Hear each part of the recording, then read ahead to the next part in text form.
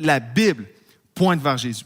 Toute la Bible, si tu écoutes ce message, tu n'es pas familier avec la Bible, toute la Bible pointe vers une personne, c'est Jésus-Christ. Toute la Bible révèle une personne, c'est Jésus. Et toute la Bible annonce une personne, et c'est Jésus. Le centre du message, si tu es confus dans c'est quoi le christianisme comparé au reste, c'est Jésus. Et mon message aujourd'hui ne pourrait pas être plus simple. C'est Jésus-Christ, c'est lui le centre. Et chaque livre de la Bible, du premier jusqu'au dernier, nous décrit Jésus, nous annonce Jésus, nous révèle Jésus. Puis je vais te donner la preuve, en 2 minutes, dans ce message-là. Je traverse la Bible avec toi en 2 minutes pour te montrer à quel point toute la Bible pointait vers lui.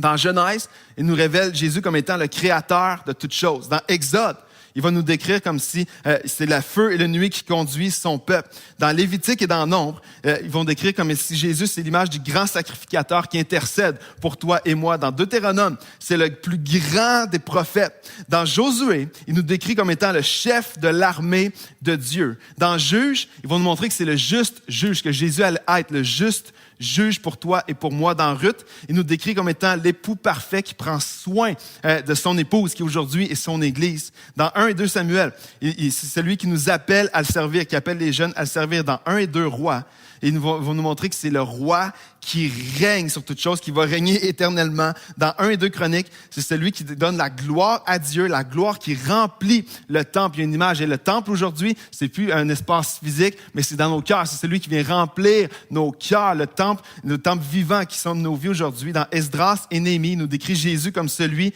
qui allait rebâtir tout ce qui a été détruit. Dans Esther, c'est une figure royale. C'est celui qui intercède pour nous. Dans Job, c'est celui qui incarne la patience divine, celui qui a souffert avec patience divine. Dans les psaumes, il nous décrit comme le bon berger, celui qui nous amène à une eau paisible, qui restaure notre âme. Dans Proverbes et dans Ecclésiaste, c'est le commencement de toute sagesse. Dans Cantique des Cantiques, il donne l'image de Jésus comme étant le fiancé parfait avec l'amour qu'il y a pour nous. Dans Ésaïe, c'est le prince de la paix. Dans Jérémie et Lamentation, il nous décrit Jésus comme celui qui nous appelle et qui va être notre justice et qui est notre justice. Dans Ézéchiel, c'est celui qui redonne vie à ce qui est mort. Dans Daniel, c'est celui qui est avec nous dans la fournaise, celui qui est avec nous dans nos souffrances. Dans Osée, c'est celui qui pardonne, c'est celui qui rachète et c'est celui qui restaure. Par la suite, tous les proverbes, pas tous les proverbes, mais tous les prophètes de Joël, Amos, Abdias, Jonas, Michée, Nahum, Habakkuk, Sophonie, Agé, Malachie, c'est Jésus littéralement qui nous inspire, qui inspire tous ces hommes à annoncer le message de la croix, d'annoncer le message de Dieu aux gens et aux nations autour de nous. Dans Matthieu, c'est le Messie et c'est le Sauveur. Dans Marc, c'est celui qui fait des miracles. Dans Luc, c'est le Dieu de compassion. C'est ce Jésus-là de compassion qui était ému de compassion pour ceux qui souffraient autour. Dans Jean, c'est le Fils de Dieu. C'est pas juste un prophète, c'est le Fils de Dieu. Dans Actes, c'est celui qui va déverser son esprit sur l'Église. Dans Romains, c'est celui qui accomplit parfaitement toute la loi et qui va être notre justice. Dans les lettres aux Corinthiens, aux Galates, aux Éphésiens, aux Colossiens, aux Thessaloniciens, c'est celui qui est décrit comme étant notre plénitude parfaite. C'est la source de notre nouvelle identité en lui.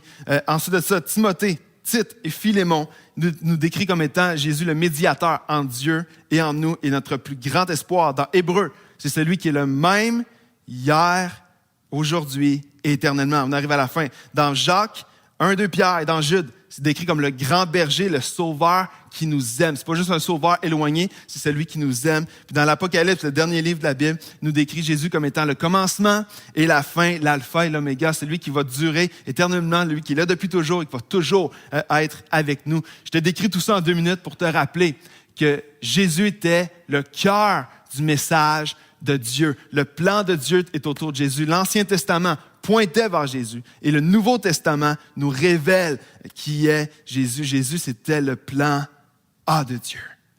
Lorsque Jésus dit « tout est accompli », là, tu as une image là, de « voici Jésus était partout dans la Bible ». Jésus a accompli tout ce que la Bible annonçait sur lui. Dans 2 Corinthiens 1, verset 20, on lit ceci. « En effet, pour toutes les promesses de Dieu, pas juste quelques-unes, toutes les promesses de Dieu, c'est en Jésus que se trouve le oui. Et c'est donc aussi par lui que nous disons Amen à Dieu pour sa gloire. En toutes les promesses de Dieu, c'est en Jésus qui se trouve. Jésus incarnait tout ça. Lorsqu'il a dit tout est accompli, ça voulait dire ça. Le prince de paix, Jésus, le sauveur, le roi des rois, il a vaincu la mort, il a payé le prix, il a accompli toutes les promesses une fois pour toutes.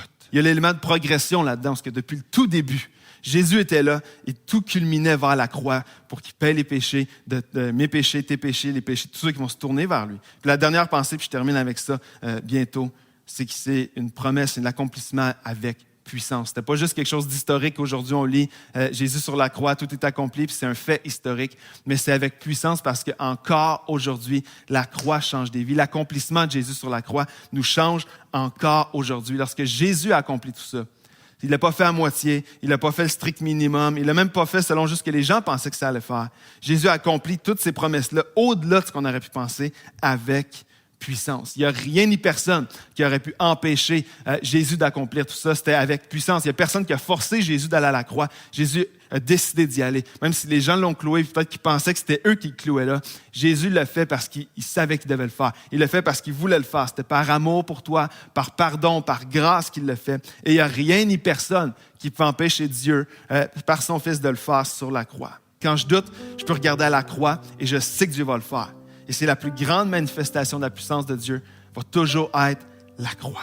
C'est la plus grande promesse. Dans 2 Corinthiens 13, on lit ceci. Certes, il parut faible lorsqu'il mourut sur la croix. Les gens pensaient que c'était terminé lorsque Jésus était sur la croix. Ils disaient, waouh, on pensait que c'était lui le Fils de Dieu, finalement, regarde, ils sont en train de le tuer. Mais la puissance de Dieu lui a rendu la vie. Et c'est par elle qu'il vit à présent. Et nous aussi, si nous participons à sa faiblesse, nous participerons également à sa vie par la puissance de Dieu. C'était pas juste un fait historique, mais il y a une puissance de Dieu là-dedans que si on met notre foi en lui, si on se tourne vers lui, ses blessures, alors qu'il paraissait faible, nous dit Paul dans Corinthiens, ses blessures deviennent notre guérison. Son sacrifice devient aussi notre salut. Le fardeau qui était sur lui, le péché qui était sur lui à ce moment-là, ça devient notre salut. Son sang versé, c'est notre liberté. Sa mort, ça devient notre justice pour nous. Sa résurrection, ça devient notre nouvelle vie à nous aussi. La croix est un signe à l'époque de faiblesse, c'était une humiliation totale, mais pour Jésus, c'est un signe de puissance parce qu'il savait exactement ce qu'il était en train de faire. Il prenait notre place, puis je suis en train de donner un avant-goût sur Pâques qui s'en vient. Et dans Romains 8, on lit ceci, puis je termine avec ça. Et si l'esprit de celui qui a ressuscité Jésus d'entre les morts habite en vous, alors celui qui a donné à Jésus une vie nouvelle fera aussi revivre vos corps mortels par son esprit qui demeure maintenant en vous. Littéralement, c'est que la promesse de la croix, c'est une invitation pour toi et moi à laisser Dieu vivre en nous. Lorsque Jésus était sur la croix, il dit « Tout est accompli, tout a été fait. La seule chose qu'on a à faire, comme Romain nous dit, c'est de donner notre vie à Jésus, de laisser faire revivre en nous tout ce qui était mort à l'intérieur. » C'est une invitation à laisser Dieu venir rebâtir peut-être ce qui a été détruit, de laisser guérir des choses qu'on ne penserait jamais capable d'être guéri, de laisser Dieu venir restaurer des choses, de laisser venir Dieu accomplir ses promesses pour nos vies. Il n'y aura jamais une promesse plus importante que celle-là dans toute la Bible, la nouvelle vie en Jésus. C'est pas le succès financier que Dieu te promet, c'est pas d'avoir une vie d'influence, c'est pas d'avoir plein de bonheur, c'est pas une vie sans souffrance. La plus grande promesse de toute la Bible, c'est la nouvelle vie en Jésus, c'est d'avoir accès à Dieu le Père parce que Jésus a fait sur la croix. L'étampe, tétélestai, qui est sur notre vie, le reçu qu'on a, c'est la croix de Jésus qui dit la dette a été payée. Toutes les promesses de Dieu ont été accomplies à ce moment-là pour toi et moi. Puis peut-être que tu es ici aujourd'hui, puis cette nouvelle vie-là, Dieu te l'offre encore. Puis peut-être que tu es là, tu vis peut-être tu as plein de regrets, tu as de la honte, tu te dis c'est impossible, j'ai fait trop de choses. C'est pour toi ce message-là. Aujourd'hui, je le prêche pour toi. C'est un message un peu différent, même dans ma préparation. Mais je sentais vraiment que Dieu m'appelait dans ce message-là à revenir à Jésus, c'était le centre de tout. La dette a été payée une fois pour tout. Ta facture a été remboursée. Tétélestai, tu as l'étampe sur ta vie. Peu importe ce que tu as fait hier soir, le prix a déjà été payé. Peu importe ce que tu as fait il y a une semaine, il y a un an, il y a 10 ans, peut-être tu écoutes ce message puis tu as encore une honte de ce que tu as fait il y a 30 ans en arrière. Ça a été payé une fois pour tout. Il n'y a plus d'autres promesses que Jésus va accomplir pour ton salut. Tout a été fait sur la croix, tout a été accompli.